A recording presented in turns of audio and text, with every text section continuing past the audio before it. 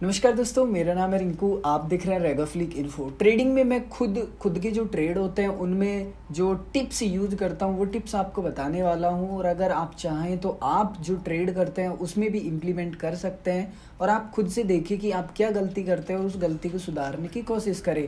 सबसे पहली बात, जो मैं खुद ट्रेड करता हूँ उन कॉइन्स को मैं पहले अच्छे से स्टडी करता हूँ। जो ट्रेडिंग व्यू है उस पर आके उनका चार्ट पढ़ता हूँ।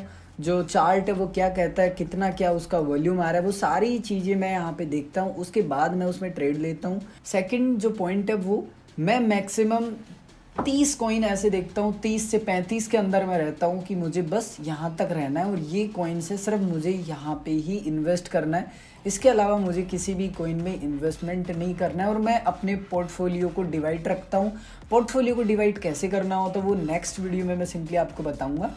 उसके बाद में यहाँ पे जैसे मान लेते हैं आप एक नए यूज़र हैं या पुरानी भी यूज़र हैं, तो आपको फिक्स करना है कि कौन कौन से कॉइन में इन्वेस्ट आपको करना है। जैसे मैं खुद पर्सनली आपको बता देता हूँ, मैं इथेरियम में रखता हूँ अपना इन्वेस्टमेंट, बीएनबी में रखता हूँ, एडीए में रखता हूँ, एक्सआरपी में मेरा अच्छा खासा इन्वेस्टमेंट था बट मैंने बेच के अभी मेरा जो प्रॉफिट था वो निकाल लिया। अभी मैं इसमें से फुल्ली एग्जिट हूँ। डॉट में मेरा बहुत ज़्यादा बिलीव है, यूनी हो गया, लाइट हो गया, सोल हो गया, मैटिक ने बहुत अच्छा परफॉर्म किया। उसके बाद में ट्रॉन, आई नो कि ट्रॉन आप सभी होल्ड करते हैं बट फिर भी।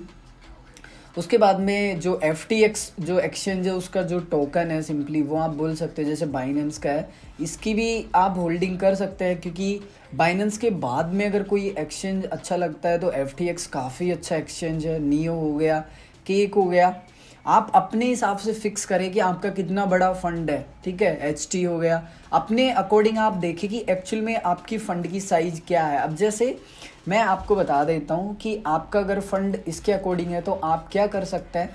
थोड़ी देर के लिए मान लेते हैं कि आपके पास ना जो टोटल आपका पोर्टफोलियो है वो $500 का है। ठीक है, टोटल जो आपके पास फंड है वो 500 USDT है। थोड़ी देर के लिए मान लेते हैं। अब इस 500 USDT को आप किस तरीके से इन्वेस्ट कर सकते हैं या फिर मैं कैसे इन्वेस्ट करूंगा, मैं अपने ऊपर लेता हूं। फिर आप खुद से इम्प्लीमेंट करना आपके जो ट्रेड्स हैं उन पे और देखना कि आप कहां पे गलती करते हैं। यहाँ पे जो ये $500 है इसमें से सबसे पहले तो मैं माइनस कर दूंगा $100। ठीक है, ये मेरी ड्राइंग इतनी गंदी क्यों है मुझे नहीं पता guys, I don't know why मेरी ड्राइंग इतनी गंदी है। मुझे बताओ कि मेरी ड्राइंग क्यों इतनी गंदी है। तो मेरे पास यहाँ पे कितने बच गए, $400 मेरे पास हैं जिनसे मैं ट्रेड करूँगा। अब आप बोलोगे कि ये $100 कहाँ गया।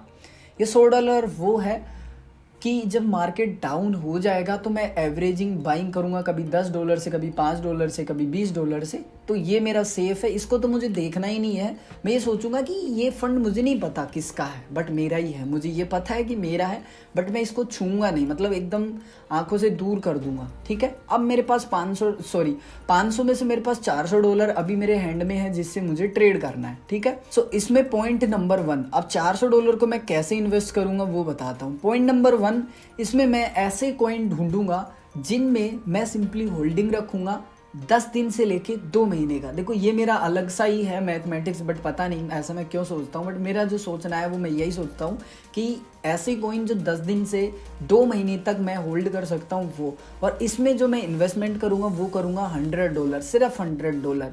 और उसमें मैं सेलेक्ट करूँगा इथेरियम, BNB और ADA। सिर्फ 3 कॉइन मैं सेलेक्ट करता हूँ, आप खुद देखना, आप बिटकॉइन भी सेलेक्ट कर सकते हैं। अब सिंपली मैं $100 इन्वेस्ट करूंगा। अगर मानो इथेरियम में करना है और BNB में करना है तो जो मेरा मानना वो है कि जो BNB है और इथेरियम है, ठीक है, इन दोनों में मैं आधा आधा फंड हमेशा लगाता हूँ। तो मैं यहाँ पे जो $100 है वो यहाँ पे इन्वेस्ट कर दूंगा। ठीक है, यहाँ पे मेरा जो टारगेट रहेगा माइनस का, अगर मानो थोड़ी देर के लिए कि मैंने यहाँ पे $2000 पे खरीदा, ठीक है, और अगर ये 1800 के समथिंग आ जाता है, 1750 आ जाता है, तो फिर मेरा जो $100 है गुल्लक में से वो निकालूंगा और मैं कर दूंगा एवरेजिंग बाइंग स्टार्ट। ठीक है, लेकिन ये नहीं है कि दोनों कॉइन माइनस में जा रहा है और मैं दोनों में एवरेजिंग बाइंग करूंगा, बिल्कुल नहीं। जो सबसे ज़्यादा डाउन गया है उस कॉइन में मैं एवरेजिंग बाइंग करूंगा, उस $100 को निकालूंगा। और ये नहीं है कि 100 सारा ही एक ही में लगा दिया, नहीं, बिल्कुल नहीं। उसमें मैक्सिमम मैं $30 लगाऊंगा, इससे ज़्यादा नहीं। ठीक है, अपना प्रॉफिट रखूंगा कि ये 5%, 6%, 8%, 10% अप हो जाए, मैं एग्जिट कर लूँगा। फुली नहीं, 40%, 50% एग्जिट कर लूँगा, ये मेरा खुद का माइंड सेट रहता है। लेकिन जो मैंने टाइम पीरियड सेट किया उस टाइम पीरियड के अंदर मुझे एग्जिट करना है। ठीक है, आई होप आप समझ गए होंगे। पॉइंट नंबर 2, अपने पास कितना बच गया अभी, $300 अपने पास अभी भी बचा हुआ है। यहाँ पे जो मैं कॉइन यहाँ पे सेलेक्ट करूँगा वो लगभग 10 ऐसे कॉइन जिनको मैं अपने पोर्टफोलियो में रखूँगा। और अगेन मैं अपना फिक्स कर लूँगा माइंडसेट कि मुझे यहाँ पे जो फंड लगाना है वो कितना लगाना है और कितना प्रॉफिट बुक करना है। यहाँ पे मैं 10 कॉइन में इन्वेस्टमेंट करूँगा लगभग, और यहाँ पे 10 × 10 में करूँगा तो लगभग यहाँ पे जो मेरा इन्वेस्टमेंट हो जाएगा वो हो जाएगा $100। ठीक है, 10 कॉइन में लगाऊंगा सिंपली, मैं यहाँ पे लिख भी लेता हूँ मैं। ठीक है, 10 कॉइन में सिंपली जो मैं पैसा है वो लगाऊंगा। ठीक है, $10 तो $100 अभी मेरे पास हैंड में कितना बच गया, $200। ठीक है, अब सिंपली यहाँ पे थर्ड नंबर, ये बहुत इंपॉर्टेंट है।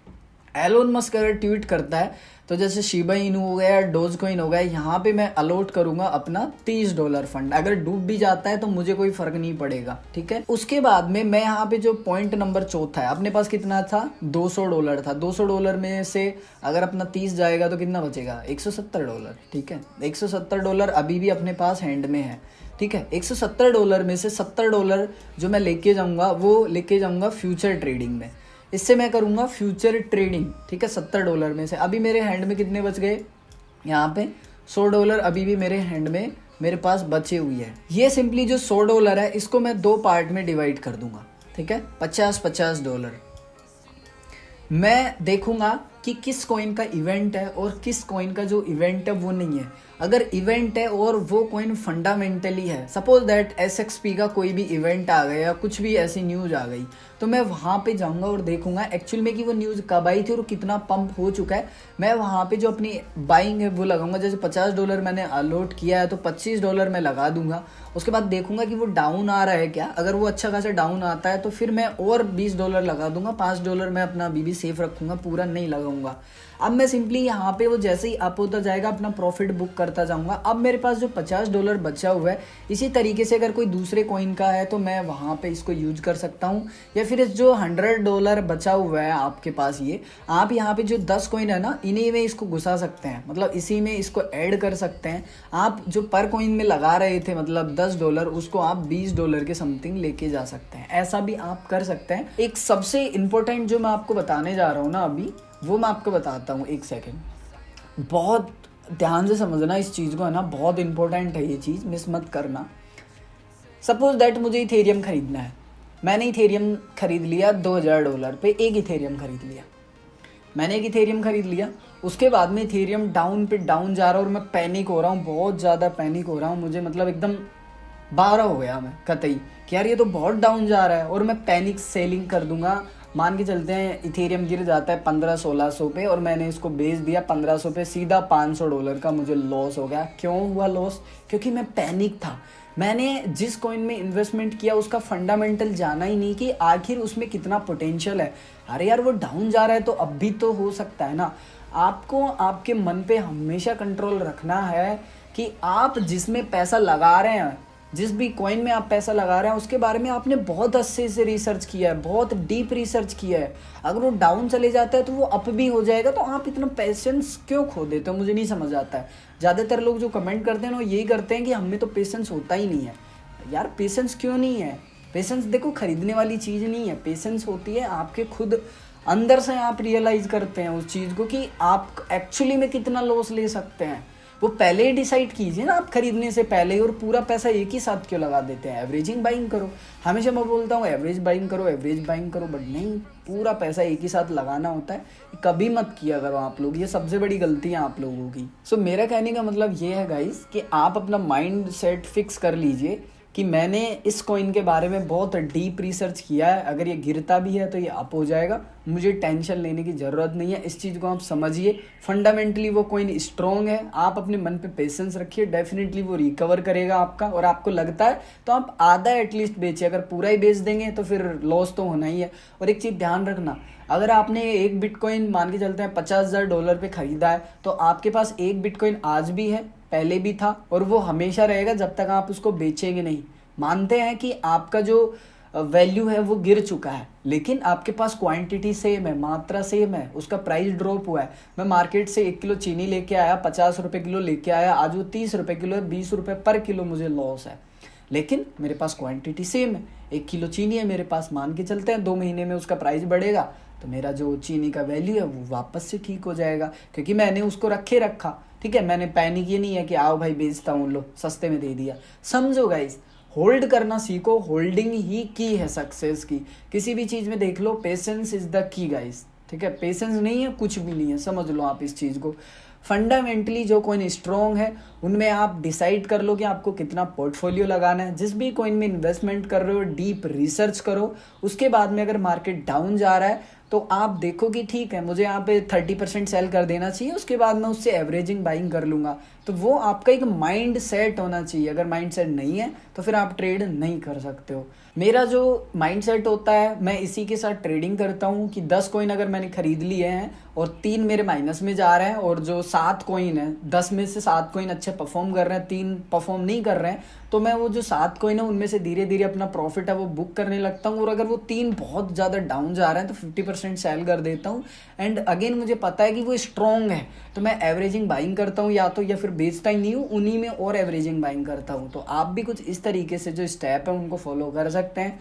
आई होप कि आप सभी को वीडियो पसंद आएगा। वीडियो पसंद आए तो प्लीज़ इस वीडियो को लाइक कीजिएगा, नए हैं चैनल को सब्सक्राइब कर लीजिएगा, और टेलीग्राम ज्वाइन नहीं किया तो वो भी कर लीजिएगा, क्योंकि मैं ऐसे ही इंटरेस्टिंग वीडियो बनाता रहता हूँ। मैं मिलूंगा आप सभी को एक और ऐसे इंटरेस्टिंग वीडियो में, तब तक के लिए जय हिंद, वंदे मातरम, हंसते रहिए, मुस्कुराते रहिए।